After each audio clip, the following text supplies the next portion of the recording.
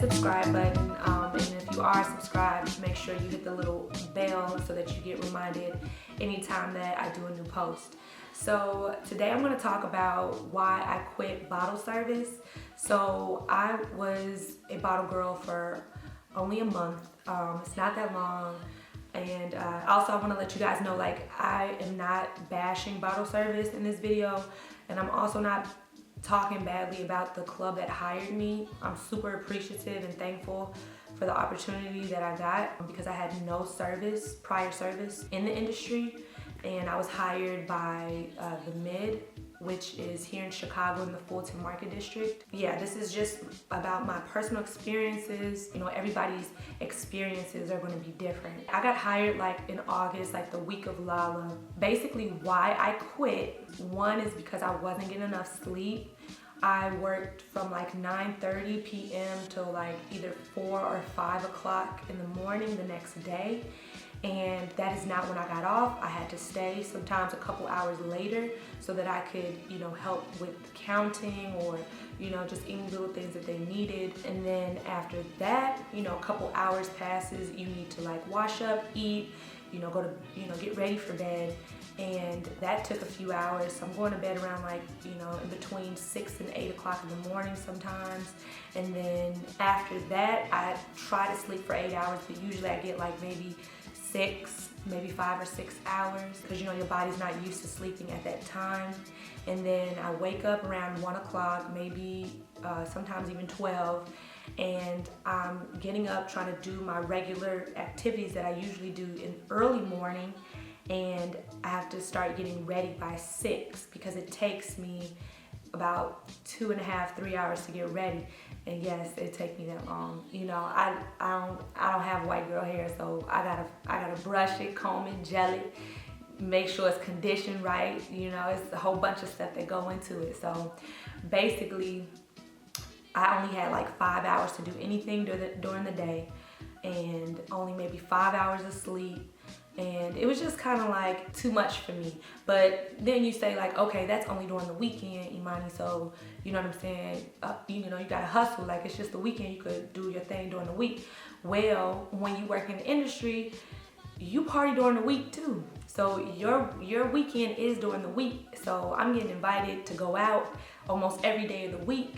So that leads me on to talk about like the after party. So, you know, sometimes I'd get off at like, you know, in between sometimes 4 to, you know, 6 o'clock in the morning, depending on how the night is.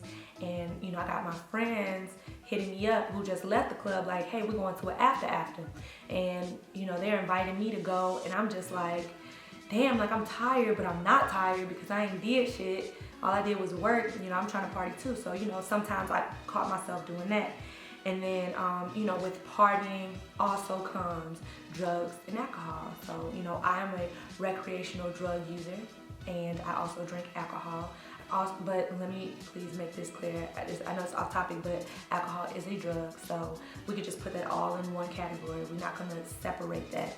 But anyway, I do partake in the festivities, and it take a toll on you after a while. You know, you fucking drinking and, you know, smoking and stuff every weekend. After a while, it takes a toll on you, and it kind of destroys you, especially if you're not, you know, working out or eating right. And, you know, when you party, you don't really eat that much.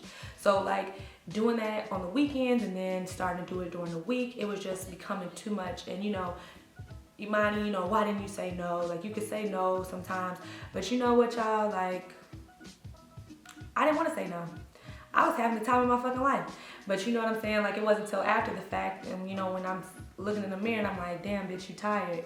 Like, then that's when it's like, okay, you know, I gotta slow it up, or, you know, maybe this isn't the lifestyle for me. And then moving on, I also started school at the end of September. So when I started going to school 4 times a week on top of like partying and working and after parties and all that shit, like it just became too much. It just became too much for me. Like I couldn't juggle it all. And that's just me personally. Like I'm sure there's people who do it all the time. Like for me, I'm weak. I can't, okay? So, and then the next thing is the money. And these are reasons why I quit. So like the money was decent. It was a little side change. I'm actually gonna tell you how much I made because I don't know why people don't say how much they made. I just personally don't get that because I mean, I don't get it. If you want to tell me why people don't tell their like how much they make, you can, you know, be my guest. But I mean, it's not like what they gonna do, steal your job, or like, oh, they know how much money you make, so like they got some over you. I don't know, that's weird. But anyway, I made like for like salary, I guess, like $6 something an hour, I think. And then like for tips, like every week I made around like in between like $400 to $600 every week for credit card tips. So when they do credit card tips, you don't get to take that home that night. You get it every 2 weeks, along with your little, you know, $6.50 an hour. And then cash tips we get to collect at night. So, you know, I was only pulling in like anywhere between like $1,000 to $1,500 every 2 weeks. And me personally, with those type of hours, wasn't cutting it. And then cash tips, only like maybe $40 to $50. I think the most I ever received maybe was like $70, maybe. But that was because it was like backlogged a little bit. But you know what I'm saying? And that's no shade to the mid at all, because I love the mid, and you know what I'm saying? They don't control really how much I make. It's dependent on how much the people want to tip. I did my job, I did my part. And if, you know, it all depends on like the clientele too, like how much money they got. You know what I'm saying? So all of that determines like your pay. It's not just like the club or the people, you know what I'm saying? They weren't like stealing any money or nothing like that. So it just is what it is. So like that was another thing, a reason why I kind of like didn't want to continue to stress myself out, my mind, body, and spirit doing that type of work, because you know I wasn't getting the money that I thought I was gonna get. So if I would have got like fucking 10 stacks, well that's a lot, but I mean people get it. But like if I was getting like, you know what I'm saying, 3 stacks a week for like bottle service, I wouldn't give a fuck, you know what I'm saying? But you know, I wasn't pulling in that type of cash. So and then the last reason why I stopped doing bottle service, it was like the straw that broke the camel's back, was like the bad vibes I was getting, not from the club, but from the different people that I've met outside of the club and at other clubs. And I don't want to go into detail with that. If you guys would like to hear more about that specifically, like specific stories, you just comment below and I will tell you a couple stories. I might do 2 different videos, tell you guys some shit that like, some experience that I had that like really completely turned me off to the nightlife. So there's that. But that's like, those are the reasons why I quit. But I don't want to end this video on a bad note talking about all the bad things that went along with the industry, because I really enjoy myself. A couple of things that I loved about the nightlife or working as a bottle girl, was I definitely made like a lot of friends. The camaraderie was awesome. I know that there are some clubs who do not value like family, or like are not like family oriented type of institutions, but the mid is, and I feel really bad that they're actually closing. I'm not really sure why, but I just found that out like a few weeks ago. But they were really good about, you know, bringing people together. And I made a lot of friends. The girls there were like super nice. A couple of them are like my close friends now. If you're looking to make like friendships with females, it's a good way to do that. Also VIP access. Even now that I don't even work there, I can still get like bottle service like almost anywhere here in Chicago for free, or they do like comp bottles and stuff. So it just really helps, like just have been in that industry and also know girls who are still in the industry.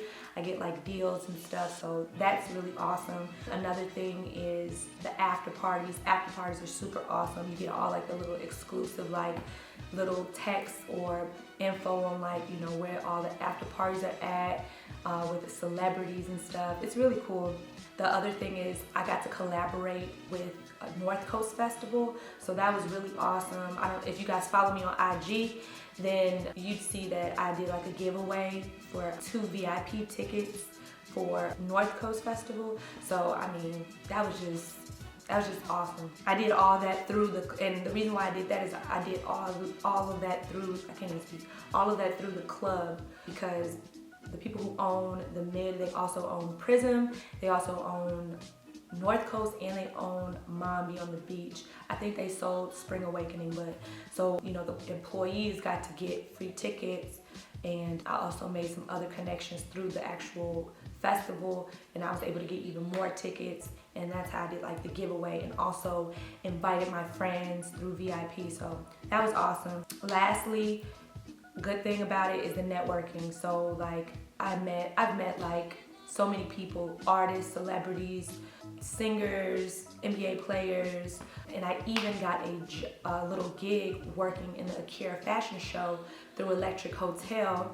If anybody wants to go to Electric Hotel for bottle service, make sure you hit up my girl Abigail. I'll leave her contact information in the description box below. She is super awesome and she will hook you up. So all in all, like, I'm happy that I tried. It was a crazy experience. There's a lot of stuff that I learned, a lot of stuff that I learned about myself that, you know, I realized that I do and don't like. Partying on the weekend is not the same as bottle service.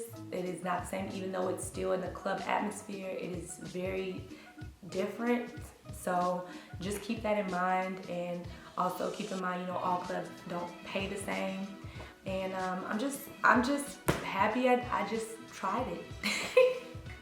But yeah, I'm so glad that you guys listened. I know this was a little bit longer than I wanted. I'm still trying to work on getting my videos like 8 minutes long. I'm trying. So make sure you like, share, or comment. And if you'd like for me to do a video on my experience, my like bad vibe experience is plural in the industry, make sure you leave a comment below, and I will see you guys next time. Peace.